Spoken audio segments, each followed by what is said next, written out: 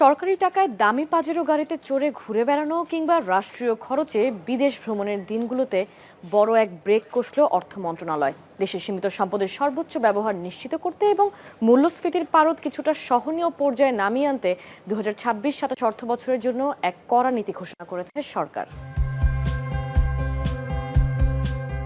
বুধবার অর্থ বিভাগের জারি করা এক পরিপত্রে পরিষ্কার জানিয়ে দেওয়া হয়েছে, এবার আর আমলাদের মন চাইলেই নতুন গাড়ি কেনা কিংবা সরকারি ফান্ডে বিদেশ ভ্রমণের আবদার টিকবে না। সরকারের এই কড়াকড়ি শুধু নিয়মিত মন্ত্রণালয়ের কর্মকর্তা কর্মচারীদের জন্যই নয়, বরং স্বায়ত্তশাসিত, রাষ্ট্রায়ত্ত এবং সংবিধিবদ্ধ সব প্রতিষ্ঠানের কর্তাবাবুদের জন্য সমভাবে প্রযোজ্য হবে।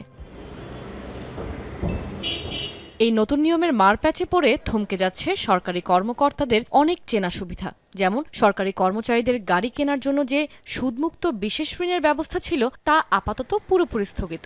এমনকি উন্নয়ন বাজেটের আওতায়ও মোটরযান, জলযান ও আকাশযান কেনা বন্ধ থাকছে। নতুন কোনো আবাসিক বা অনাবাসিক ভবন তো তৈরি করাই যাবে না, এমনকি ভূমি অধিগ্রহণের টাকা খরচ করাও বন্ধ। তবে হ্যাঁ, যদি কোনো চলমান ভবনের কাজ ইতোমধ্যে 70% শেষ হয়ে থাকে, তবেই কেবল অর্থ বিভাগের বিশেষ অনুমতি নিয়ে বাকি টাকা খরচ করা যাবে। সবচেয়ে মজার এবং বড় পরিবর্তনের ছোঁয়া লেগেছে নতুন গাড়ি কেনার নিয়মে। পরিচালন ও উন্নয়ন উভয় বাজেটেই নতুন গাড়ি কেনা বন্ধ থাকলেও যদি কোনো সরকারি প্রতিষ্ঠানের গাড়ি 10 বছরের পুরনো হয়ে যায় কিংবা নতুন কোনো সরকারি অফিস খোলে, তবেই তারা নতুন গাড়ি কিনতে পারবে। অ্যাম্বুলেন্স বা নিরাপত্তার কাজে ব্যবহৃত গাড়ি ছাড়া অন্য যে কোনো নতুন জিপ বা কার কিনতে হলে তা অবশ্যই হতে হবে সম্পূর্ণ বৈদ্যুতিক চালিত বা ইভি।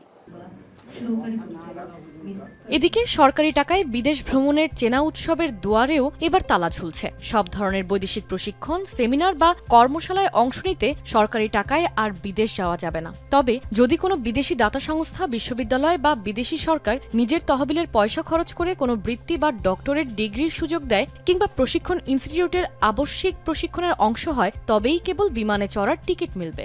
এছাড়া পণ্য জাহাজীকরণের আগের পরিদর্শন বা কারখানায় পরীক্ষার ক্ষেত্রেও কেবল জটিল ও বাধ্যতামূলক বিষয়ে কারিগরি বিশেষজ্ঞদের বিদেশ ভ্রমণ বিবেচনা করা হবে। তবে সেখানেও আন্তর্জাতিকভাবে স্বীকৃত সনদপ্রাপ্ত প্রতিষ্ঠানকে অগ্রাধিকার দেওয়া হবে।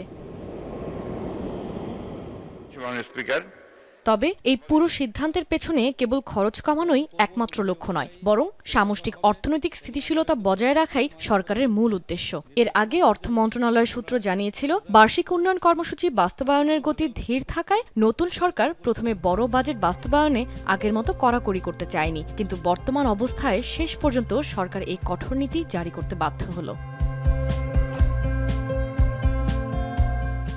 পরিপত্রের শেষাংশে সরকার অত্যন্ত গুরুত্ব দিয়ে একটি বিষয় স্পষ্ট বার্তা দিয়েছে, পরিচালন ও উন্নয়ন বাজেটের আওতায় এবার প্রতিটি ব্যয়ের বিপরীতে অর্থের সর্বোত্তম ব্যবহার এবং সুনির্দিষ্ট ফলাফল নিশ্চিত করতে হবে। অর্থাৎ জনগণের করের টাকার অপচয় রোধ করে প্রতিটি পয়সার সঠিক হিসাব ও কার্যকারিতা আদায় করাই এখন নতুন সরকারের মূল অগ্রাধিকার।